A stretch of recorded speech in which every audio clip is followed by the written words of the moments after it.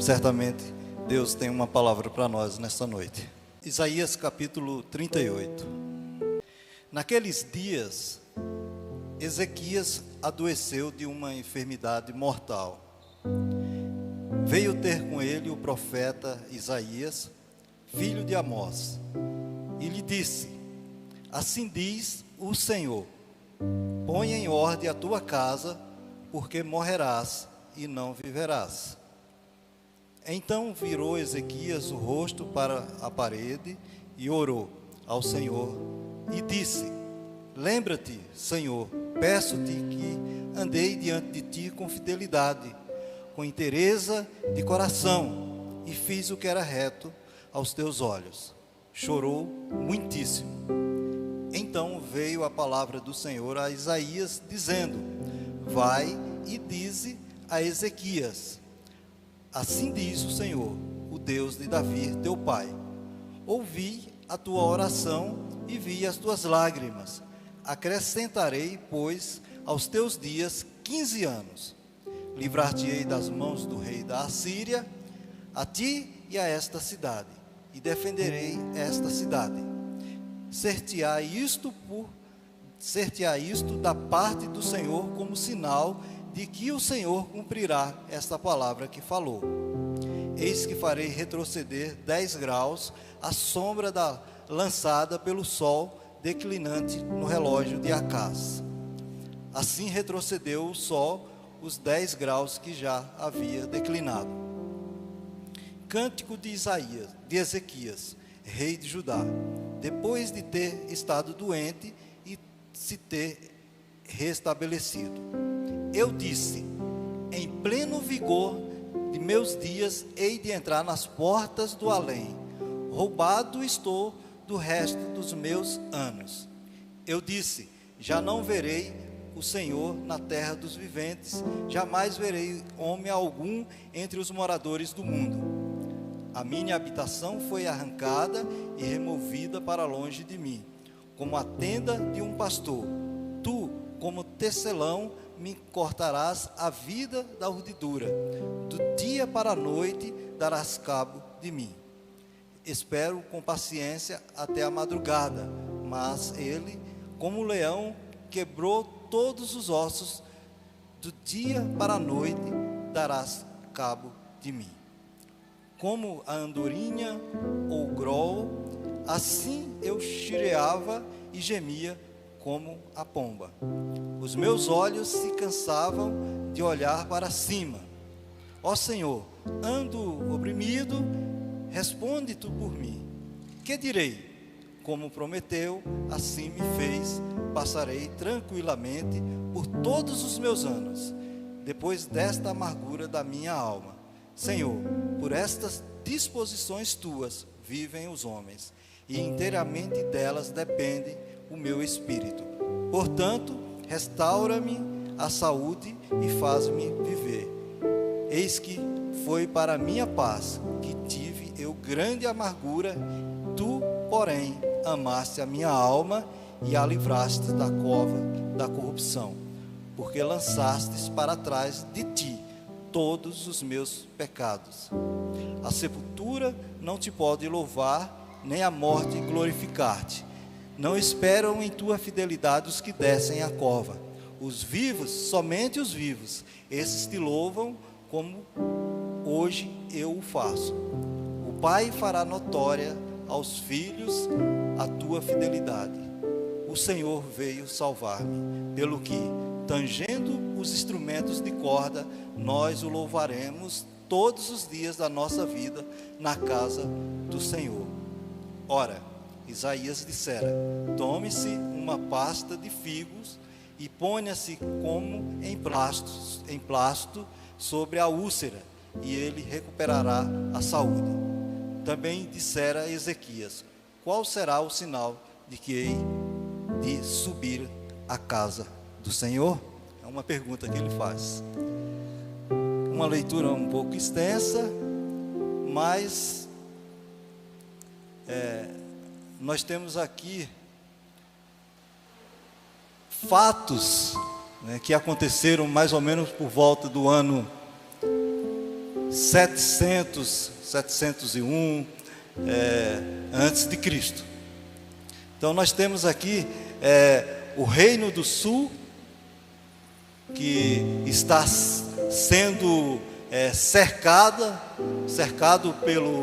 o rei da Assíria, Senaqueribe, né? E a gente tem então assim um período de grande angústia que o Reino do Sul está enfrentando. O Reino do Norte já havia sido conquistado por esse rei assírio, e agora estava o Reino do Sul sendo cercado por este rei assírio. E aqui nós estamos mais ou menos, o profeta Isaías é um profeta messiânico, e mais ou menos 750 anos antes de Cristo, Isaías é o profeta que mais profetizou acerca de Jesus. E nós temos então estes fatos aqui. E eu quero iniciar usando essa expressão: veio ter com ele o profeta Isaías, filho de Amós, e diz: naqueles dias. Se você vê aí no primeiro versículo, está aí a expressão, naqueles dias. O que o escritor, o autor bíblico está se referindo? Ao que ele está se referindo? Quais dias? Que dias são esses que o autor ele está aqui se referindo? Como eu disse, o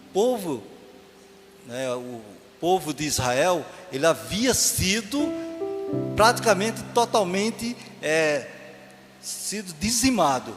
São 12 tribos da nação de Israel, 10 foram divididas, e 10 então compunha o reino do norte, e nós temos então o reino do sul apenas com 2 tribos. E as 10 tribos praticamente já havia sido dizimado, porque esse rei entrou e invadiu o reino do norte e praticamente dizimou todo esse povo de Deus. Mas agora tinha essas 2 tribos que são do reino do sul, e elas agora estavam cercadas. E aqui essa expressão, naqueles dias, alguns historiadores vão dizer que provavelmente o autor aqui está se referindo justamente a este cerco, que foi um período terrível que a nação de Israel havia enfrentado. Jerusalém foi cercada, a tribo de Judá, então ela também estava ali, sofrendo. Foi um período de 3 anos. Nesses 3 anos foi um período complicado, e então o autor diz, naqueles dias. Mas o que aconteceu naqueles dias? Então aí o profeta vai trazer a mensagem. Naqueles dias adoeceu de uma enfermidade mortal. Veio ter com ele o profeta Isaías, filho de Amós, e lhe disse: assim diz o Senhor.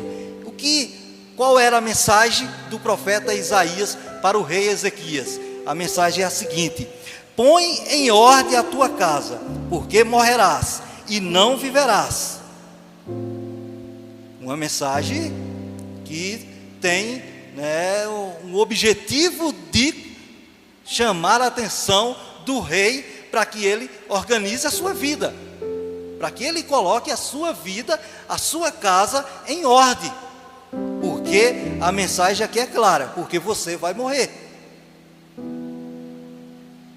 E o versículo 2 vai nos dizer: então virou Ezequias o rosto para a parede e orou ao Senhor e disse, olha só a oração do rei Ezequias: lembra-te, Senhor, peço-te de que andei diante de ti com fidelidade, com inteireza de coração, e fiz o que era reto aos teus olhos.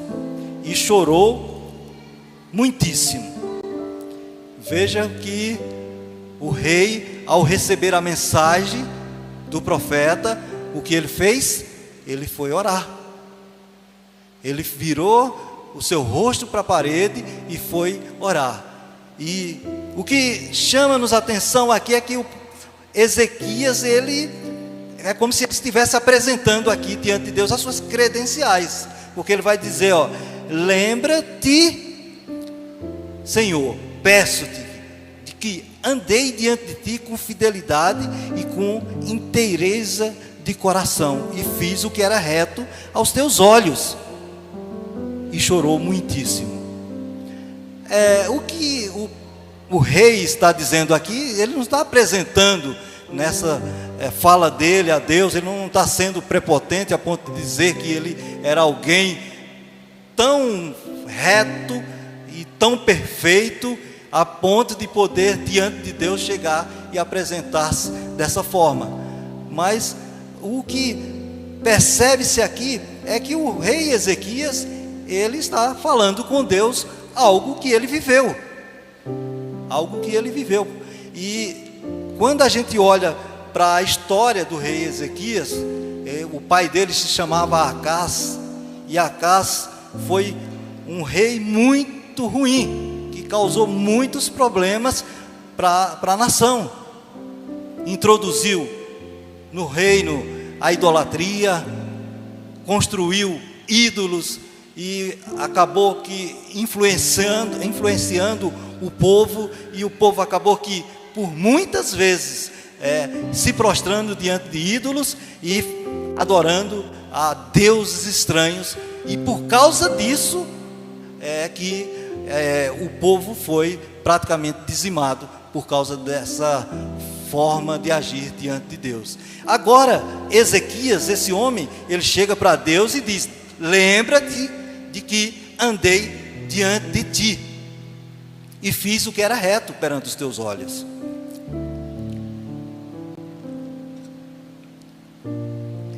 O rei Ezequias, ele foi um rei que, quando ele assumiu o reinado, ele assumiu com 25 anos.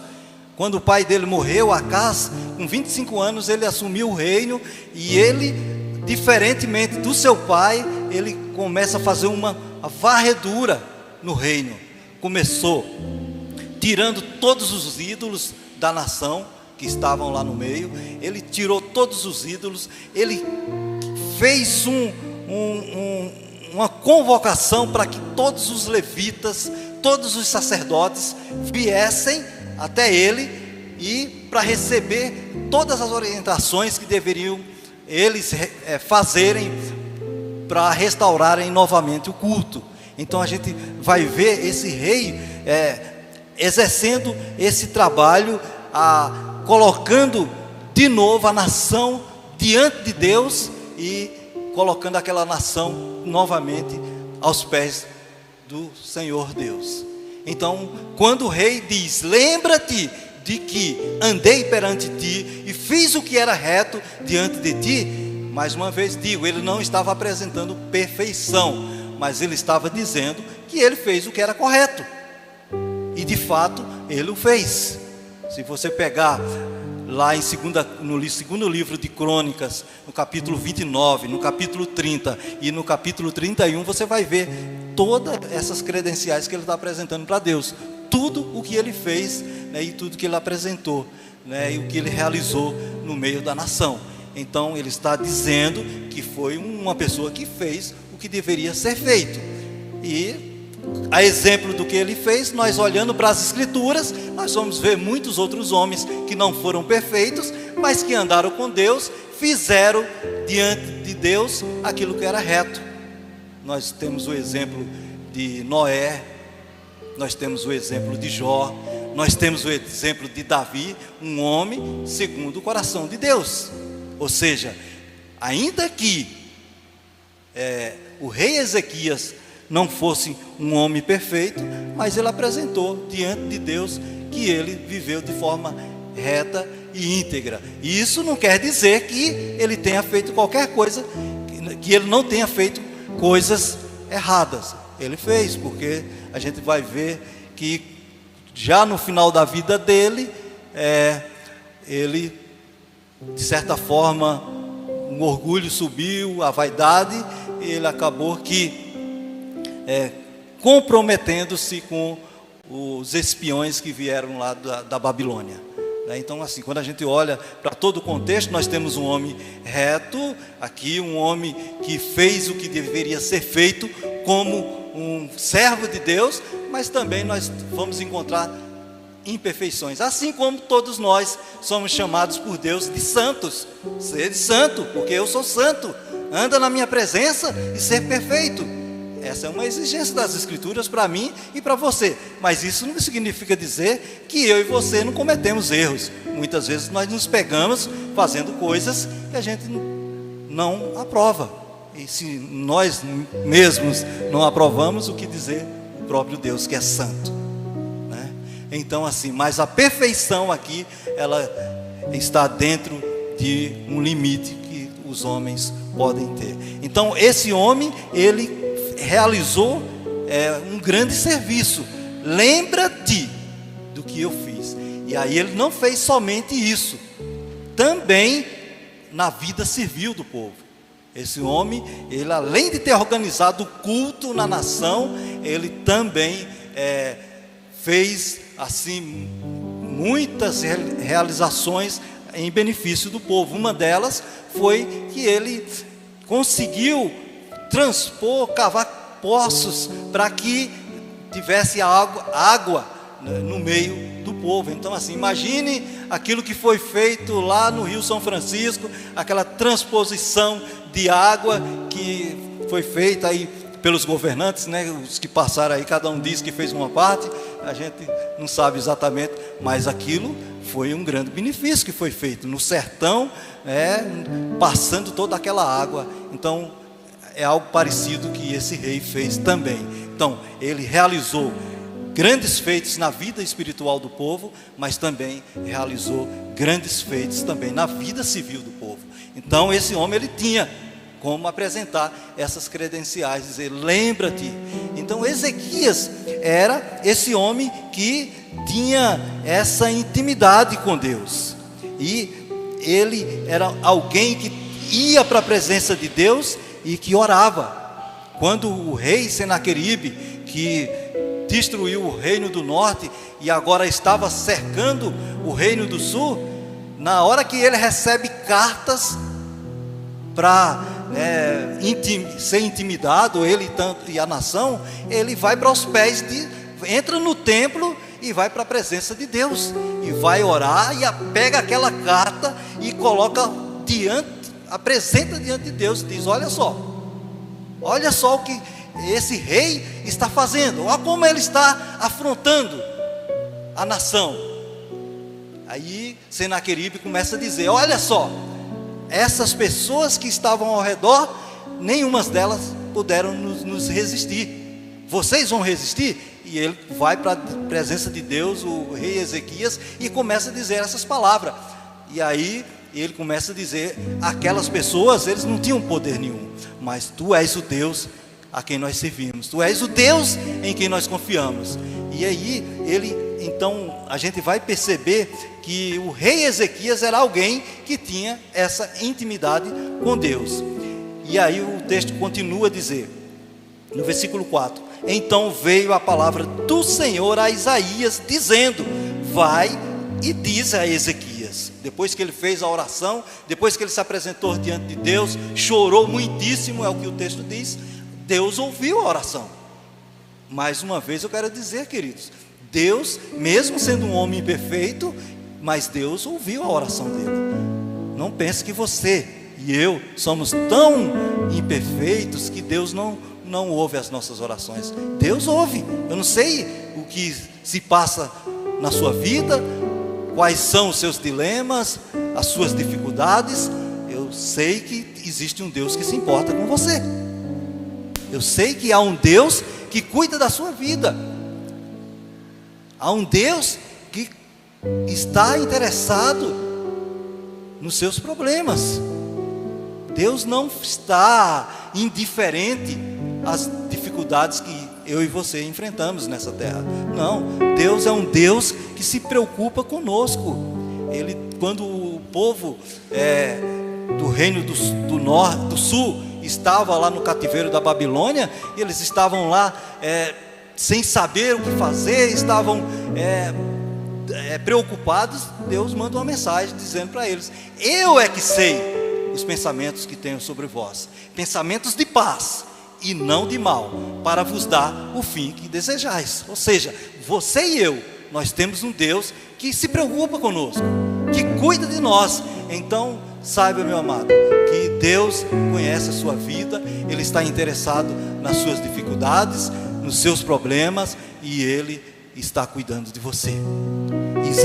Ezequias, ele sabia quem era Deus, ele conhecia a Deus, e tanto era verdadeiro o que ele colocou diante de Deus nas suas orações, que o próprio Deus diz, vai e diz a Ezequias: assim diz o Senhor, o Deus de Davi teu pai, ouvi a tua oração e vi as tuas lágrimas, acrescentarei pois aos teus dias 15 anos. Olha só, 15 anos, estava à beira da morte, acometido de uma úlcera, estava nos últimos dias, e de repente ele vai para Deus, apresenta a Deus as suas dificuldades, ora ao Senhor, e Deus manda o profeta voltar lá e dizer para ele: eu vou te dar, o Senhor vai te dar mais 15 anos.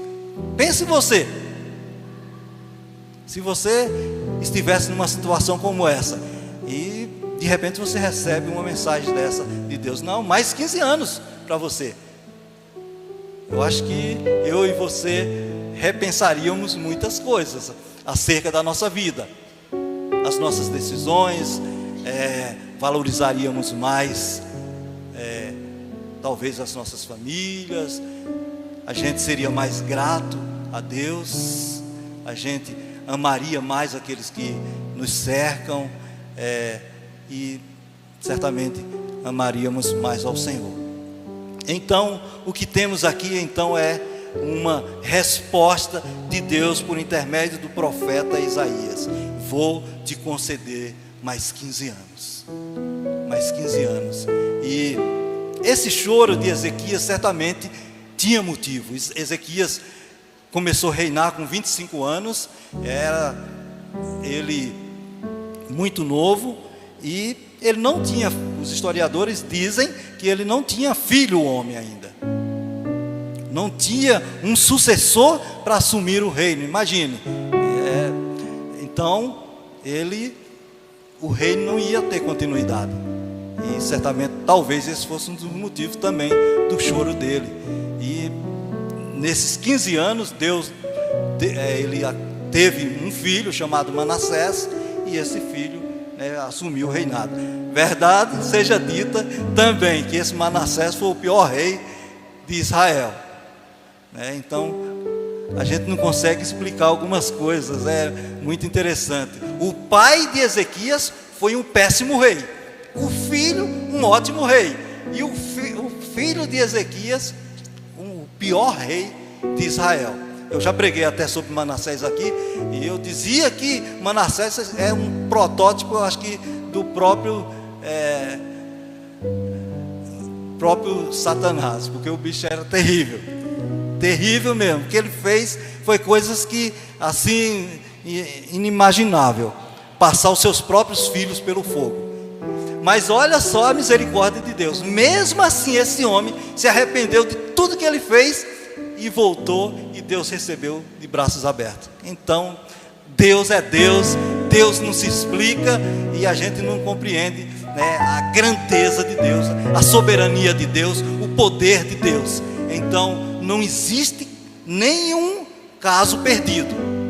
Deus é poderoso para fazer infinitamente mais do que aquilo que nós pensamos, do que aquilo que nós imaginamos, porque Ele é Deus, porque Ele é poderoso. Então você serve a um Deus que pode todas as coisas. Pode ir para a presença de Deus, apresente a Deus as causas impossíveis que forem para você, porque para Deus todas as coisas são possíveis. Aleluias, glórias a Deus. Aí o versículo 6 vai dizer: livrar-te-ei das mãos do rei da Assíria, a ti e a esta cidade, e a defenderei esta cidade. cabe uma observação aqui nessa parte desse versículo 6, que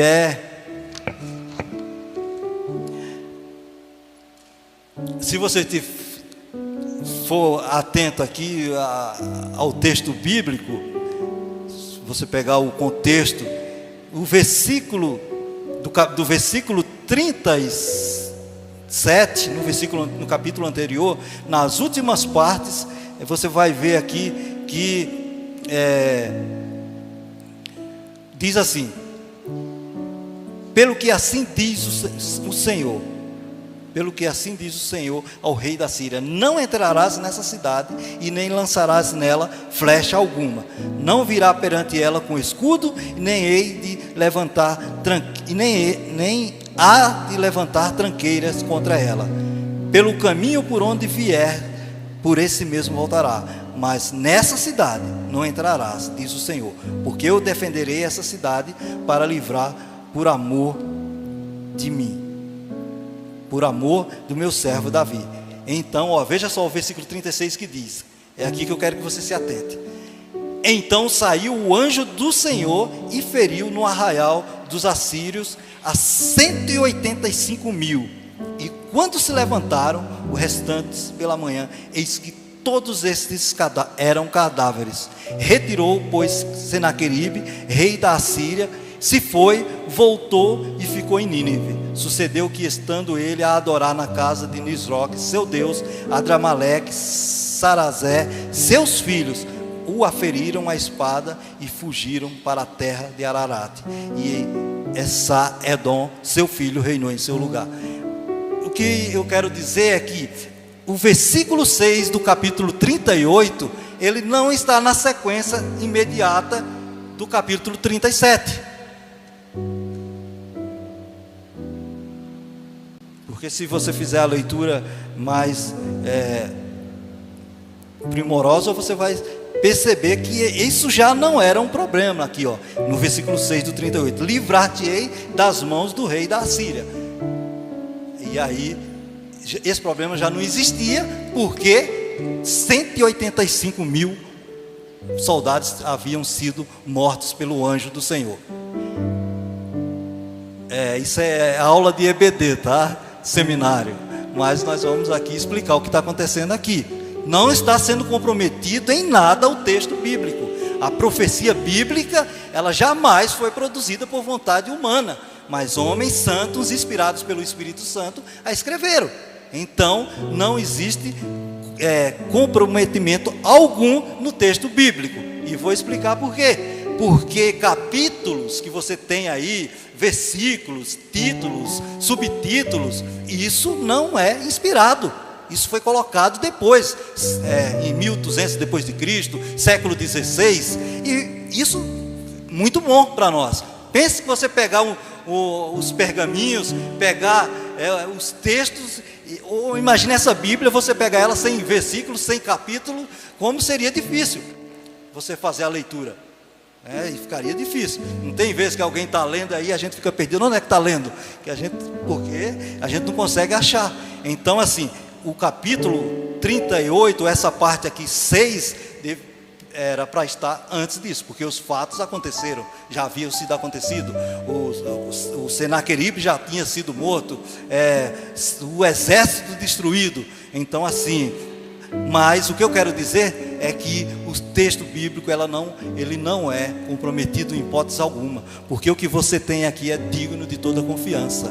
A palavra de Deus, ela é fiel, ela é verdadeira, mesmo que tenha sido escrita por mais de 40 autores, num espaço de 1.600 anos, mas esses autores, muitos deles não se conheciam em épocas diferentes, mas o texto bíblico não é comprometido. Por quê? Não é palavra de homens. Deus usou homens, mas quem deu toda a palavra ao coração dos homens foi o Espírito Santo.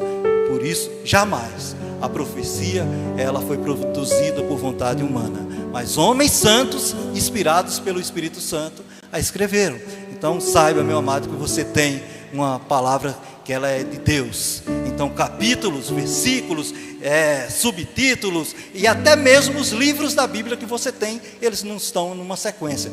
Eles estão subdivididos aí em Pentateuco, livros históricos, poéticos, profetas maiores, profetas menores e assim por diante. Então, assim, o que está escrito aqui é apenas, a gente só percebe porque tem o capítulo 38 e os acontecimentos estão no capítulo 37. Mas se não tivesse isso, era um pergaminho na mão, contado, escrito, conduzido pelo Espírito Santo, e não compromete em nada as Escrituras. Então, livrar-te-ei das mãos dos reis da Síria, a ti e a essa cidade, e defenderei esta cidade. E aí ele vai dizer: ser-te-á isto da parte do Senhor, como sinal de que o Senhor cumprirá esta palavra que falou: eis que farei retroceder 10 graus a sombra lançada pelo sol declinante no relógio de Acás. Assim retrocedeu o sol os 10 graus que já havia declinado.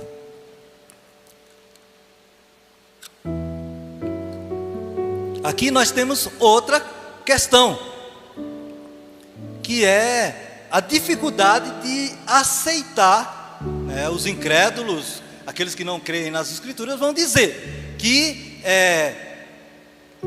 se isso aconteceu, se o sol, a sombra da terra retrocedeu 10 graus, aqui no relógio de Acás. Acás era o pai de Ezequias, ele construiu esse relógio, uma espécie de obelisco. Então não era relógio como a gente tem hoje aqui, digital. A sombra da terra, conforme ia se locomovendo, então por ali eles diziam: 3 horas da tarde, 6 horas, e assim por diante. E aí o que acontece? Os incrédulos vão dizer: olha, se voltou mesmo essa questão da sombra da terra, se voltou, retrocedeu, de alguma forma isso iria complicar e comprometer geologicamente. Bom, isso é coisa de incrédulo. Mas nós cremos nas Escrituras, nós cremos na palavra de Deus, e eu disse agora há pouco que nada foi produzido por vontade humana, é palavra de Deus. Então, ainda que os incrédulos não creiam e não se explica, aqui é um milagre, nós estamos falando de milagre, mas milagre não se explica. Então o que nós temos aqui é algo realizado por Deus, e Deus é especialista em milagres. Deus abriu o Mar Vermelho para o povo sair do Egito. Deus abriu o Rio Jordão para o povo passar a pé enxuto. Deus destruiu as muralhas de Jericó.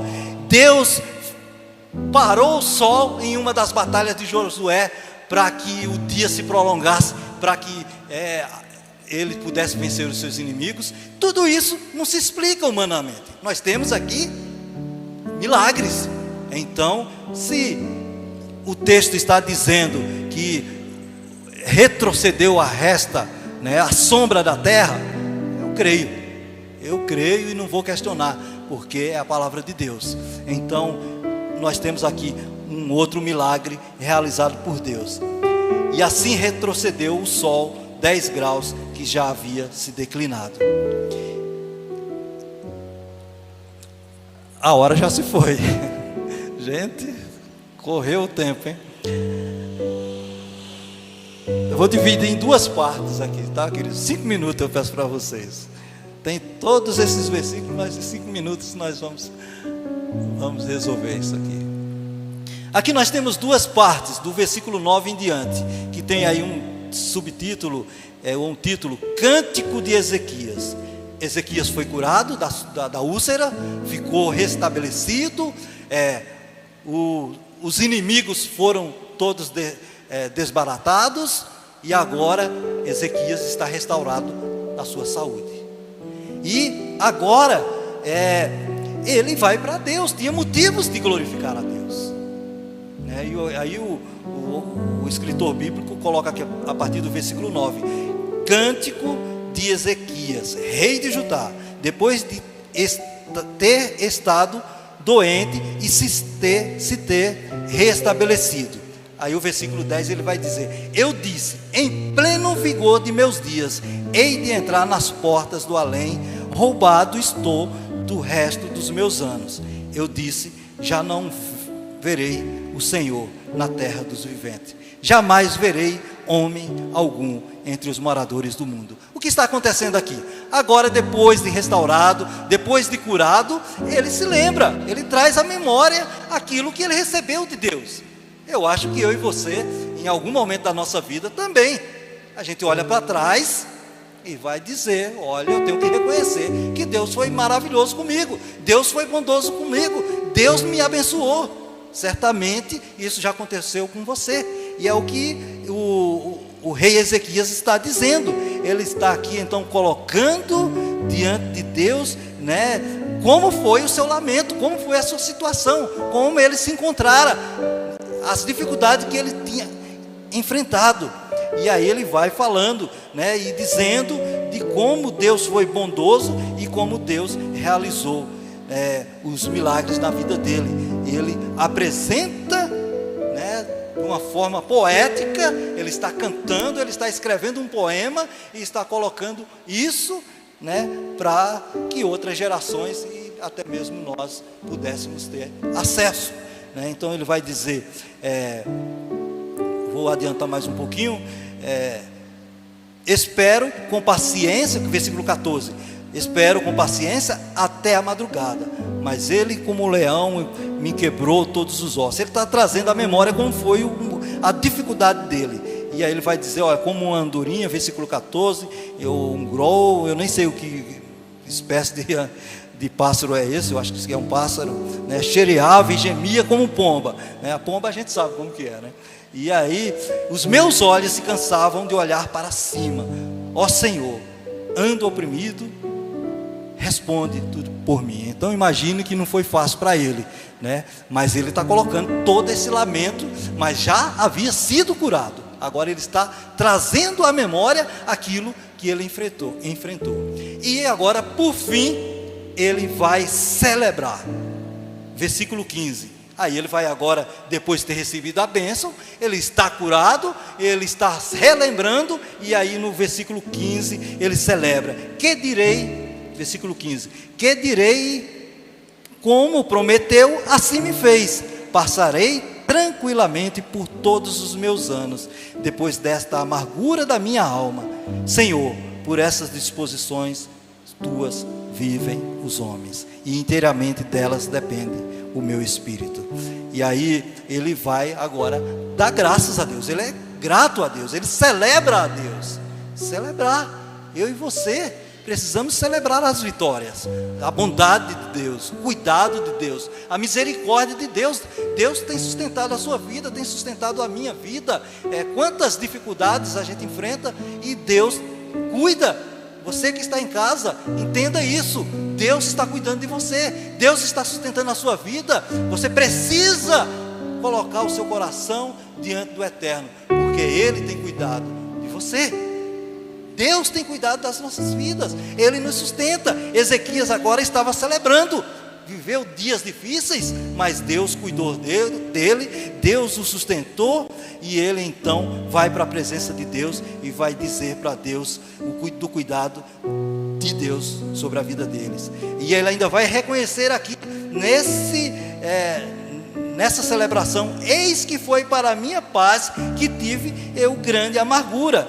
Tu, porém, amaste a minha alma e livraste-me da cova da corrupção, porque lançastes para trás de ti todos os meus pecados. Queridos, às vezes algumas dificuldades nas nossas vidas, elas são didáticas, elas têm um propósito, elas têm um objetivo, que é nos fazer pessoas melhores, pessoas capazes de reconhecer que Deus é Deus, mesmo nos dias maus.